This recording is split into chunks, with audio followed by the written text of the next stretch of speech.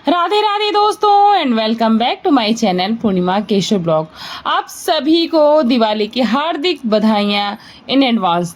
साल 2025 में 20 अक्टूबर को है दिवाली, तो आज के इस वीडियो में उसी के बारे में हम पूरी जानकारी आप सभी को देने वाले हैं।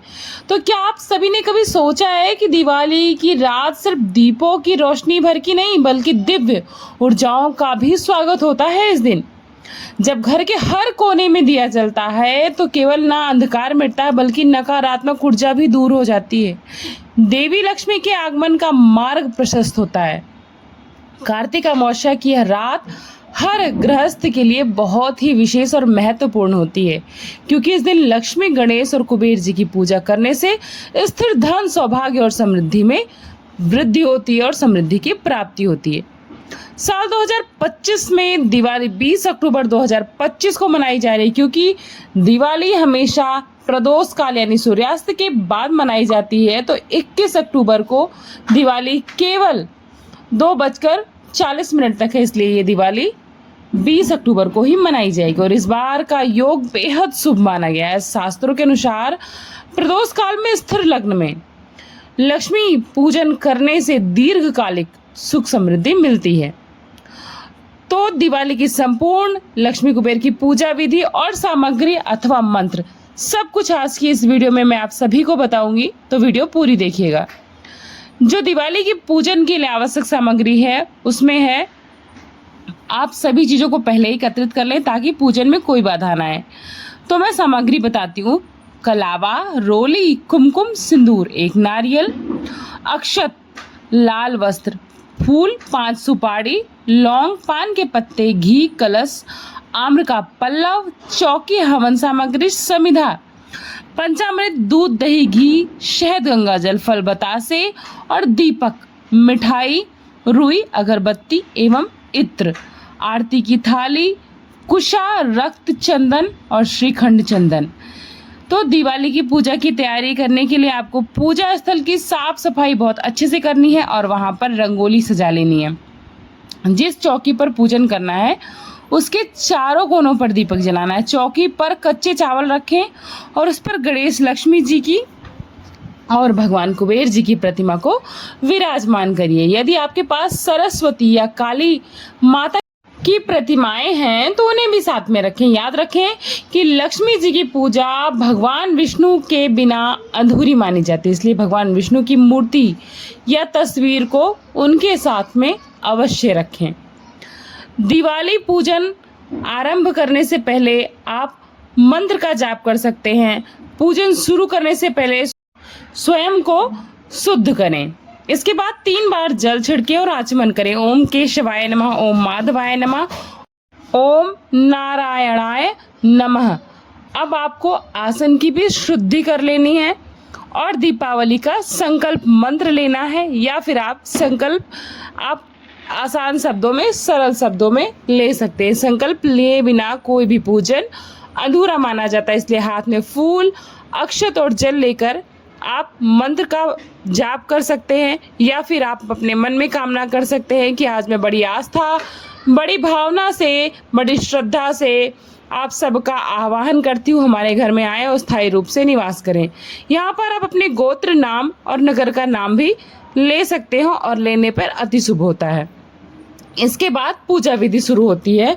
आपको पहले कलश की स्थापना करनी है, तो कलश पर मौली बांधे, उसके ऊपर आम के पत्ते रखें जिसको आम्र पल्लव भी कहते हैं। कलश में सुपारी, दूर्वा, अक्षत और 1 सिक्का डालें। नारियल पर लाल वस्त्र लपेटकर कलश पर रखें। कलश पर रखे हुए नारियल का मुख अंदर की तरफ नहीं होना चाहिए, या तो जातक के मुख की तरफ होना चाहिए या ऊपर की तरफ होना चाहिए। अब हम वरुण देव का आवाहन करेंगे।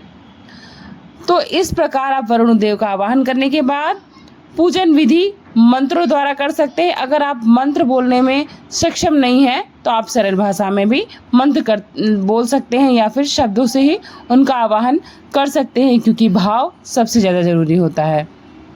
तो ध्यान मंत्र है, गजाननम भूत गणादि सेवितम कपित्थ जम्बू फल चारु भक्षणम उमा सुतम शोक विनाश कारकम नमामि विघ्नेश्वर पाद पंकजम। इसके बाद आवाहन मंत्र भी बोलना है, ओम गंग गणपते इक्षा गच्छ इह तिष्ठ। इस प्रकार फिर गणेश जी को चंदन सिंदूर दूर्वा और लाल वस्त्र अर्पित करें। इदम रक्त चंदनम लेपनम ओम गंग गणपतये नमः। मिठाई और नैवेद्य अर्पित करते हुए बोले, इदम नैवेद्यम ओम गम गणपतये नमः। अंत में पुष्प अर्पित करेंगे, ऐसा पुष्पांजलि ओम गंग गणपतये नमः। इस प्रकार गणेश जी के पूजन के बाद आपको कुबेर जी की पूजा करनी है। गणेश जी के बाद कुबेर जी का आवाहन करेंगे, ओम कुबेराय नमः, धनाध्यक्षाय नमः, वैष्णवाय नमः। कुबेर जी को चावल फूल और धूप दीप अर्पित करें। यह पूजा धन स्थिरता और व्यापार की वृद्धि के लिए विशेष मानी जाती है।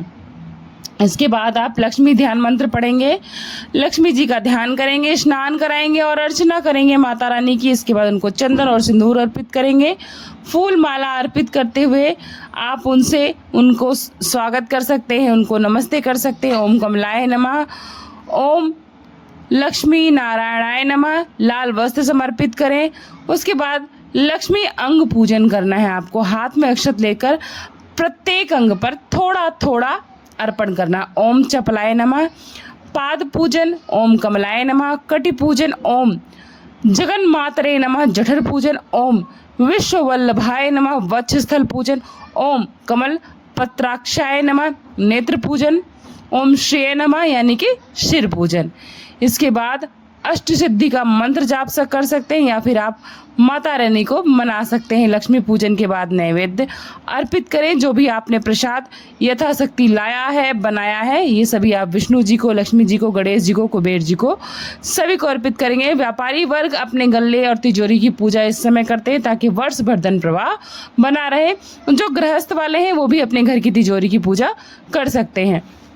दिवाली सिर्फ दीपक जलाने का पर्व नहीं है बल्कि एक आध्यात्मिक आत्मशुद्धि का भी अवसर है। पूजन के बाद आप सभी को आरती करनी है, जिसमें आरती में आपको लक्ष्मी जी की आरती नहीं करनी है। आपको गणेश जी की आरती, विष्णु जी की आरती, कुबेर जी की आरती और अन्य आरती जो भी आप चाहें कर सकते हैं, लेकिन दिवाली पूजन के दिन लक्ष्मी जी की आरती बिल्कुल भी नहीं करनी है। जिसको जानना है क्यों नहीं करनी है तो आप कमेंट बॉक्स में पूछ सकते हैं, मैं आपको विस्तृत पूर्वक बता दूंगी। तो इस प्रकार हमारे विधि विधान से पूजा करने से हमारे ऊपर की सारी बाधाओं को लक्ष्मी मैया और कुबेर जी, विष्णु जी दूर करते हैं। लक्ष्मी जी की आराधना से सुख समृद्धि का आशीर्वाद मिलता है, तो कुबेर की कृपा से धन की स्थिरता बनी रहती है। यह दिन हमें याद दिलाता है कि सच्ची लक्ष्मी केवल धन नहीं बल्कि संतुलित जीवन, परिवार का प्रेम और आत्म संतोष है। इसलिए पूजा के बाद परिवार में प्रसाद बांटें, समय बिताएं, जिसमें रुचि है उसमें थोड़ा समय व्यतीत करें। जैसे आप किताबें पढ़ना चाहते हैं, जिसको संगीत में रुचि है, जिसको चित्रकला में रुचि है, इस प्रकार अपनी रुचि के लिए थोड़ा सा समय दें। पूरे परिवार के साथ दीपक जलाएं, घर में प्रेम का प्रकाश फैलाएं। दिवाली की रात जब चारों तरफ दीप जलते हैं तो केवल रोशनी ही नहीं बल्कि आशा भी फैलती है, क्योंकि आशा का प्रतीक है। शास्त्रों में कहा गया है कि दीपो भज्यते ध्वांतम कज्जलम च प्रसूयते, अर्थात दीपक अंधकार को नष्ट कर ज्ञान का प्रकाश फैलाता है। इस दिवाली केवल बाहरी दीप ही नहीं, अपने मन के भीतर का भी दीप जलाएं। श्रद्धा, प्रेम और कृतज्ञता का जब मन का अंधकार मिटेगा तभी सच्ची लक्ष्मी आपके जीवन में आएंगी और आने के बाद स्थायी रूप से निवास करेंगी। तो इस प्रकार ये बहुत ही सरल और आसान विधि मैंने आप सभी को दिवाली पूजन की बताई है। आशा करती हूँ आप सभी को ये दिवाली पूजन विधि अच्छी लगी होगी, ये जानकारी महत्वपूर्ण लगी होगी और आपके लिए उपयोगी होगी। और इस वीडियो के माध्यम से आप मेरे चैनल पर नए जुड़े हैं तो चैनल को सब्सक्राइब कर लीजिएगा, वीडियो को लाइक करिएगा, फ्रेंड्स एंड फैमिली के साथ शेयर करिएगा। हमारी जो नई बहनें हैं जो विवाह उपरांत प्रथम बार ये दिवाली उत्सव मना रही हूँ उनको तो ज़रूर शेयर करिएगा, क्योंकि प्रथम दिवाली बहुत महत्वपूर्ण होती है।